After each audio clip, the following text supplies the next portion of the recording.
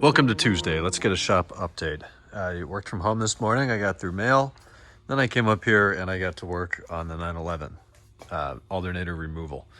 And I don't even want to get started on this thing. This is probably the first and last Porsche I will ever service. It just sucks. It's really, really unpleasant and not designed to be serviced at all. So the alternator's out, probably took an hour and a half because it's got this little bump here on this bracket that it fits behind. Why they couldn't mount it in front, I'll never know. So it only fits one way. It's very, very, very tight. I had to bash out this rearward bushing to buy me some more wiggle room so I could get it out. But obviously I can't do that on the new one. So I don't know how installation is going to go tomorrow. It arrived today.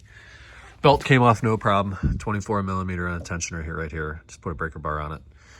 Had the belt off in 10 seconds, but then the rest of it just blows.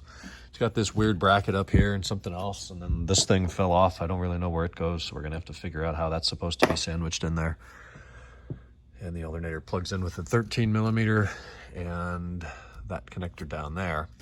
More annoyingly, this little plastic bracket here broke. All this stuff was very brittle. So this coolant hose, that one? No, what is that? That's just a dead hose. This is supposed to go here, and there's a barb that comes off of this bracket and goes up in the hose, and the barb is still in there, so I'm gonna have to extract that somehow. But I found the parts finally. There's no real OEM for Porsche. I mean, if you go to realoem.com and then click like more brands, then there is one for Porsche, but every 10th click's a 503 service unavailable error.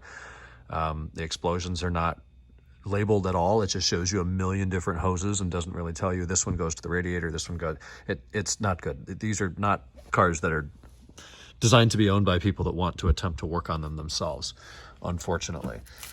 That's what's making the noise. There's some sort of crinkly tape up here. But yeah, that bracket's $6, and then it's got this clamp at the bottom. It's a one-time use. Might end up destroying this entire hose. It's still soft enough. Yeah, I'll try to just salvage it somehow. But that's what's going on there. Try to get the alternator in tomorrow. Let's see where we get. Then I did get fender liners on the M3 today, and they don't really fit very well from factory, but they're certainly better than the aftermarket ones. It covers that whole lip there. It finally supports the brake duct cooler, gives us some room, and it's just held in with these 8 mils. Then I replaced all the body nuts that are in the chassis. So that's nice now. Then we have little triangular pieces that are gonna be here, I guess. They don't cover this.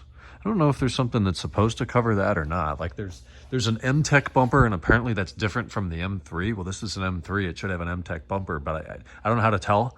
I looked at both of them on ECS. They're identical. So I really have no idea what this is supposed to look like under here. So we're just going to put in this little triangular piece that'll go in this area. And then the main belly pan is under the airbox. It's this. And it's held up way the hell up top in these holes. And it like shields the engine from the wheel well. It's very, very, very bizarre. Same deal over here. New liner in place. Fits real well here. Like this is all pretty good, but then it's like these holes don't really line up, so you have to bore into the plastic a little bit. It's just poorly. Neither one of these cars are really very well designed or very well built, if I'm honest.